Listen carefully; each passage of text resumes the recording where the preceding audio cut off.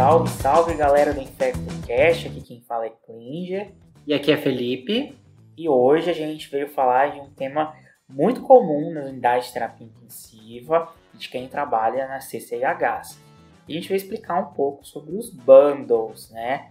Os bundles que são estratégias, um conjunto de estratégias pra gente que utilizadas para reduzir as infecções hospitalares, né, Felipe? Isso mesmo. Então, bundle, a tradução livre do inglês, significa pacote, né? Então, é um pacote de medidas e comportamentos que os profissionais de saúde, não só médicos, a equipe toda, a equipe multiprofissional, tem que seguir ou pelo menos se orientar para diminuir as infecções relacionadas à assistência à saúde. Dentro desse contexto, a gente vai ter diversos tipos de bundles, né? A gente vai hoje falar sobre um específico e depois fazer outros episódios para vocês que gostarem desse, acompanharem outros tipos de bundle, para a gente comentar um pouquinho sobre os passo a passos e quais são os termos avaliados. A gente precisa lembrar, Felipe, que 2/3 das infecções nos ambientes de UTI são preveníveis. Então, faz parte e a gente precisa sensibilizar todas as equipes, sensibilizar os nossos ouvintes de que o combate à infecção hospitalar, às infecções relacionadas à assistência à saúde, faz parte de todo mundo. Não é só da CCIH, não é só do diarista, não é só do médico plantonista, não é só do chefe da unidade, é de todo mundo. Então, desde o técnico do raio-x, que entra na unidade uma vez ao dia para fazer o raio-x, até o técnico lá do laboratório que vai fazer uma coleta, até o próprio diarista, o médico diarista, os técnicos de enfermagem, todo mundo a gente precisa compartilhar, e esse cuidado ele é compartilhado com todos e todo mundo precisa assumir essa responsabilidade. Isso é muito importante. Acho que é a principal mensagem que a gente tem que trazer aqui nesses episódios de controle de infecção relacionada à assistência à saúde, quando a gente sempre fala de IRAS aqui no podcast, ou quando a gente sempre vai falar de IRAS em qualquer lugar como infectologista, a gente tem que sensibilizar todos os profissionais de saúde que é um trabalho coletivo, tá? Se um falhar na sua função, vai acarretar numa cadeia com problemas que podem influenciar a aquisição de infecção pelo paciente, mesmo que isso seja mínimo ou grande. Bom, e hoje a gente escolheu para discutir um bundle que para mim é um dos mais difíceis da gente implementar, que é o bundle da pneumonia associada à ventilação mecânica, a PAV. A PAV, a famosa PAV, né? Exato. É muito difícil porque vocês vão ver que as medidas que a gente tem para prevenir a PAV são complicadas. As medidas para a gente prevenir PAV, primeiro que PAV já é um diagnóstico complexo, né? A gente que trabalha em ambiente de UTI sabe o quão difícil ou quão subjetivo às vezes é o diagnóstico de PAV. No contexto de Covid isso piorou muito, né? Com super diagnósticos de PAV, com uso indiscriminado de antibióticos, às vezes só para colonização. Então, é muito importante a gente ter as medidas de prevenção antes da gente falar de tratamento. A gente aqui hoje não vai falar sobre diagnóstico de tratamento de PAV, a gente está falando sobre prevenção. É o primeiro pilar, que se no seu serviço não existe uma discussão sobre isso, não existe uma educação continuada sobre isso, que você busque esse conhecimento ou que você estimule o seu serviço a criar essa educação continuada, porque a gente só muda padrão, a gente só muda taxa se a gente entender o motivo disso, se a gente conhecer o nosso hospital, o nosso serviço. Então, mostrar os dados, os resultados, mostrar para cada profissional, a cada equipe, qual é a parte que cabe a elas. Então, isso é muito importante. Você que é gestor de hospital, gestora de hospital ou de algum serviço, crie esse hábito de educação continuada dentro do seu serviço, porque isso vai melhorar muito as suas taxas de infecção. Então, esse é o primeiro pilar, né, do nosso bundle. A gente começar a fazer educação continuada, a gente educar com o que é a PAV, quais são os fatores de risco, como que eu posso estar prevenindo, explicando o bundle, explicando como é que a gente vai estar aplicando esse bundle, o bundle de manutenção diariamente nesses pacientes, e a gente também poder todo mês levar esses resultados e poder discutir com a nossa equipe, com a equipe da unidade, quais foram as barreiras que a gente quebrou, quais foram os cuidados que a gente não tomou, o que poderia ter sido evitado, quais oportunidades de melhoria que a gente teve naquela infecção que a gente teve. Às vezes o seu serviço é um serviço muito grande, com uma alta rotatividade de profissionais, até mesmo em UTI que é maior às vezes, né? Os funcionários acabam tendo esquemas de plantão 12/36, então são 4 equipes diferentes para fazer esse treinamento, né? No mínimo. Mas é muito importante que isso seja feito para que a gente consiga uma uniformidade no atendimento ao paciente. Tá bom, pessoal? Bom, e a PAV, Felipe, ela vai surgir por conta de uma invasão bacteriana no parênquima pulmonar nesses pacientes que são submetidos à ventilação mecânica, né? Essa inoculação dessas bactérias no trato respiratório inferior vai ocorrer principalmente por aspiração de secreção, por colonização do trato aerodigestivo e o uso de medicações de colonização, por exemplo, do próprio tubo endotraqueal, tá? Isso, é bem importante a gente entender que o paciente que vai ter PAV é o paciente que está submetido à ventilação mecânica. Então, ele tem que ter uma invasão de uma intubação orotraqueal. Onde ele vai ficar fazendo microaspirações, né? Então, a gente tem variações, por exemplo, no cuff, quando a gente vai mudando aquele paciente ao longo do dia, você vai dando o banho do paciente, vai fazendo a mudança de decúbito do paciente, aquele cuff ele vai desinsuflando. Esse paciente ele pode ter essas microaspirações e com essas microaspirações ele também vai microaspirando essas bactérias e vai inalando lá pro pulmão dele, sendo propício para a formação dessas pneumonias associadas à ventilação mecânica. Isso é importante, mas assim, a gente tem que pensar. Todo paciente que vai ter microaspiração, ele vai ter PAV? Não, isso não é verdade, tá, gente? A gente tem que entender que existe um estado de colonização e um estado de infecção, tá? O que a gente está falando aqui é até mesmo para evitar essa colonização para facilitar a PAV. Esse paciente, com essas microaspirações, elas naturalmente podem ocorrer em indivíduos que também não estão submetidos à ventilação mecânica. Às vezes a gente microaspira uma saliva e a gente não tem uma pneumonia por conta disso. Isso também tem a ver com o status do doente, o quanto ele está imunodeprimido por diversos fatores, por conta da doença crítica, de uso de imunodepressores, doença de base, o tipo de ventilação mecânica, o tempo de ventilação mecânica. Então tudo isso influencia, né? E aí falando desse pacote, o bundle, né? O bundle é muito importante porque normalmente é um checklist. Ele vai vir já pronto para você. Quem trabalha com CCIH normalmente tem uma facilidade maior de entender os bundles porque já é mais familiarizado com isso. Já é uma realidade muito maior para essas pessoas. Esse bundle, ele vai ter algumas características que a gente vai avaliar os profissionais, os equipamentos e o paciente. São basicamente esses 3 pilares. Então, eu vou avaliar se o profissional, por exemplo, lava a mão antes de entrar em contato com o paciente. Mas isso não tem um aspecto direto. Não é direto, mas é indiretamente.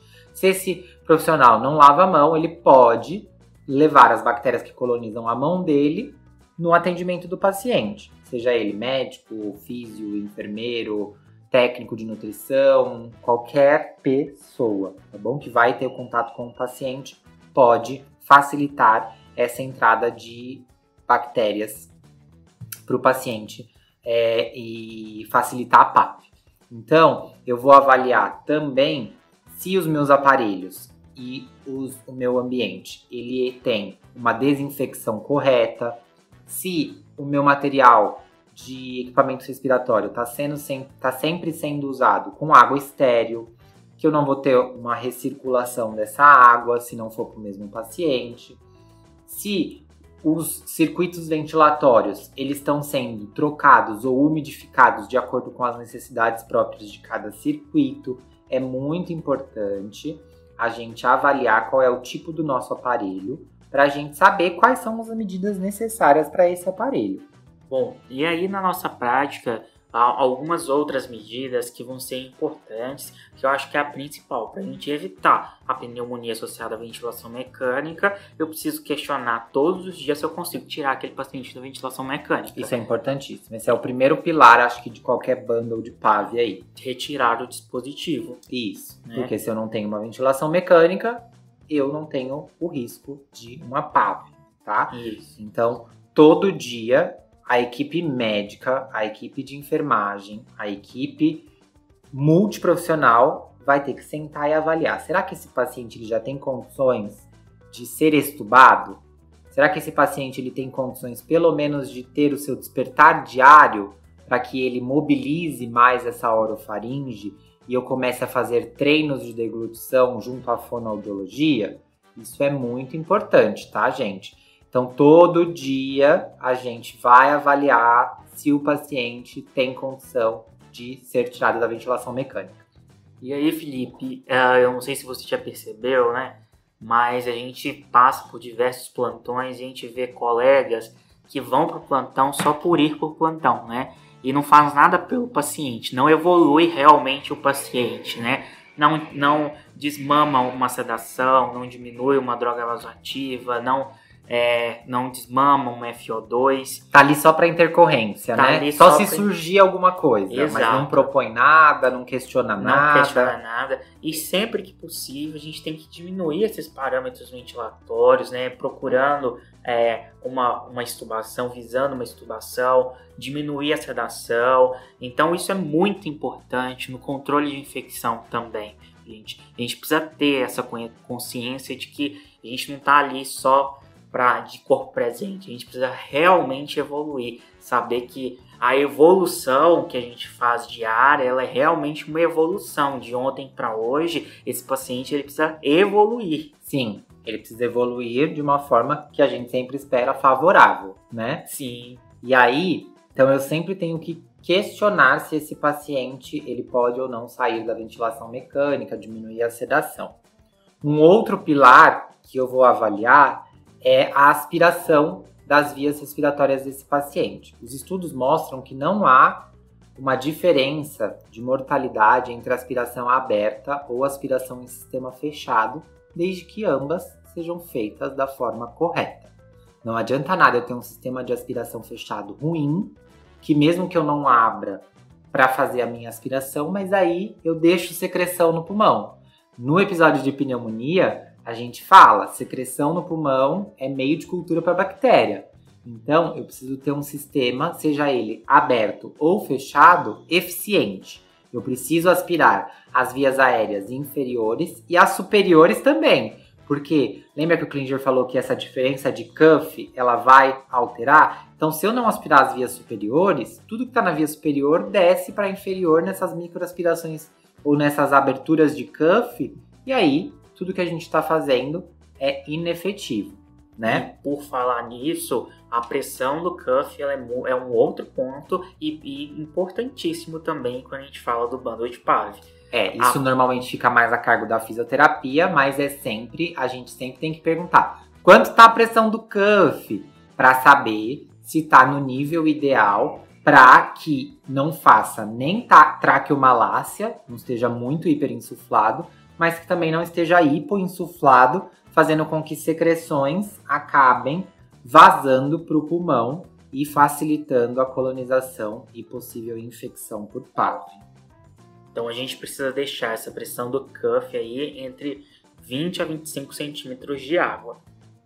E uma coisa importante também da gente comentar é que se o paciente, por exemplo, se a equipe de enfermagem vai dar um banho nesse paciente, a gente tem que ir lá, verificar a pressão do cuff, ajustar, voltar ela para 20 ou 25. A equipe de enfermagem dá o banho e depois a gente ajustar de novo após o banho. Ou pelo menos medir, né? Exato, ou pelo menos medir e checar. Então, essa medida ela tem que ser feita no mínimo 3 vezes ao dia, e sempre que for ter alguma movimentação mais brusca, a gente tem que tá verificando novamente. Outra coisa que é importante é pensar que a gente está falando de microaspiração, então tem um efeito gravitacional aí também, né? E para prevenir isso, a gente tem no bundle o item da cabeceira elevada, né? A cabeceira elevada, então, no mínimo 30 até 45 graus. Quando possível. Quando possível, isso é importante, né? Às vezes, o paciente ele tem que ficar em decúbito zero. Mas, se for um paciente, agora os pacientes de Covid, por exemplo, eles sempre estavam ali no mínimo 30 graus até 45 graus para a gente evitar o refluxo de dieta ou de secreções da via aerodigestiva para a via aérea. Tá? Isso.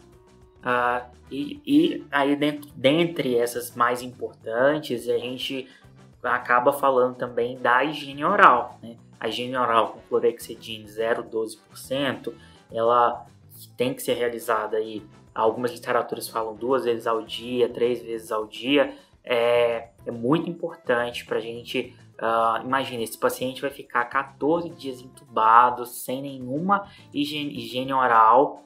Então a gente precisa fazer para diminuir essa carga bacteriana na cavidade oral, e a gente precisa fazer essa descontaminação para evitar essa microaspiração. Gente, lembrar que em questão de carga bacteriana, a boca é maior do que as próprias mãos dos pacientes, né? Da gente mesmo. Então a gente tem mais carga bacteriana na boca do que nas mãos, tá?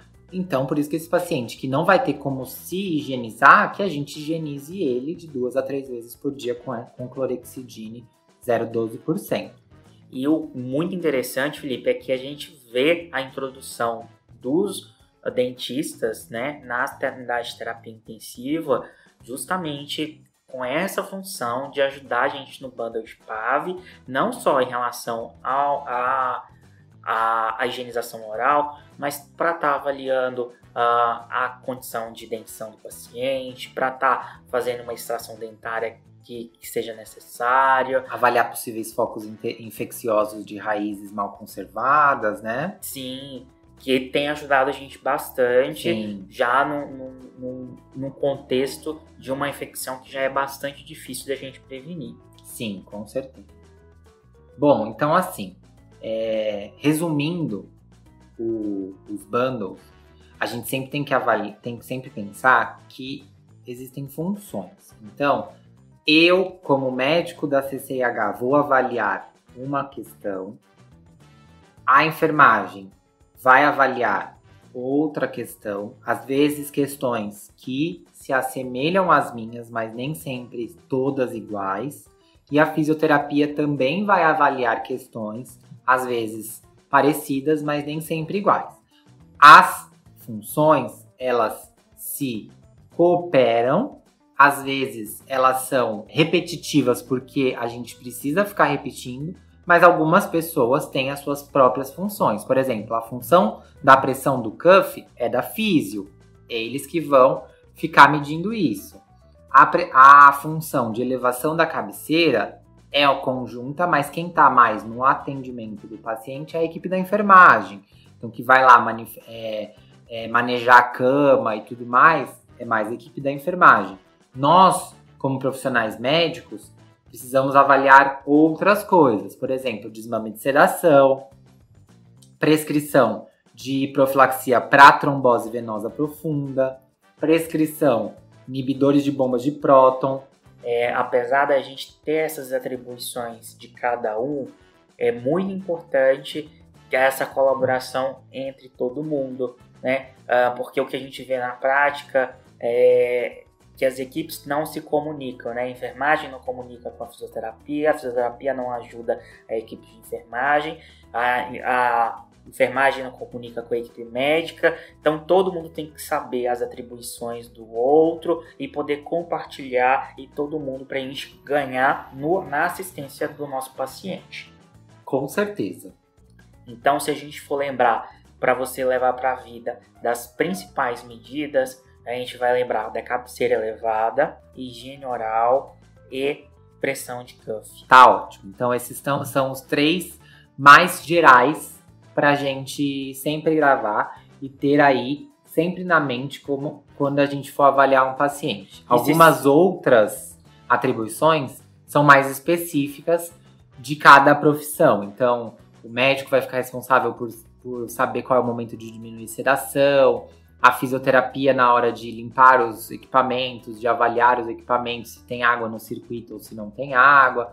A enfermagem vai ficar sempre de olho no posicionamento do paciente, se o cuff desinsuflou ou não. Mas, no geral, esses 3 que a gente falou. Então a gente vai falar de pressão de cuff, cabeceira elevada e higiene oral.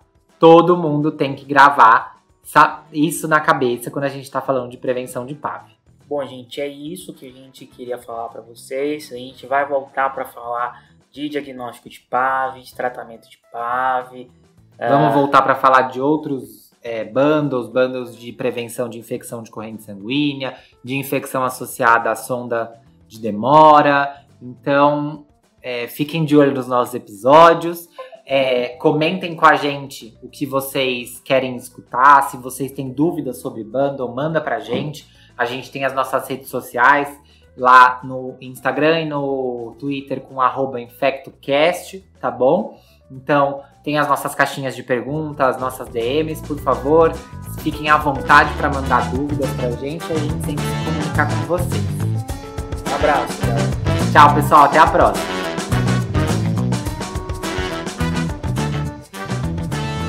Fala, galera. Aqui quem tá falando é Felipe e eu vim aqui no final desse episódio para dar uma conversadinha com vocês que tudo isso que a gente acabou de falar nesse episódio de bundle de PAV, ele tem muito a ver com a nossa realidade, a realidade dos hospitais onde a gente trabalha, dos locais onde a gente faz a nossa prática e o nosso aprendizado, e que isso pode variar de locais para locais, tá bom? Além disso, vários dos itens que a gente colocou ainda tem a sua discussão da real efetividade dentro do pacote de bundle de PAV. Um exemplo disso é a higiene oral com clorexidina a 0,12%, tá? Existem estudos que mostram que a higiene oral com clorexidina ela pode aumentar a mortalidade, mas isso se dá principalmente a higiene oral quando a gente tem um efeito colateral dessa higiene oral, onde a pessoa broncoaspira essa clorexidina e pode causar uma pneumonite química. Dentro das principais recomendações das sociedades de controle de infecção e principalmente dentro das organizações aqui da nossa prática diária, principalmente a Associação Paulista de Controle de Infecção, a gente tem uma recomendação sim da higiene oral com clorexidina para você diminuir a incidência de PAV no seu serviço. É claro que a gente sempre vai tentar trazer essas questões dentro do episódio, foi por isso que a gente resolveu fazer esse adendo para vocês. Um abraço!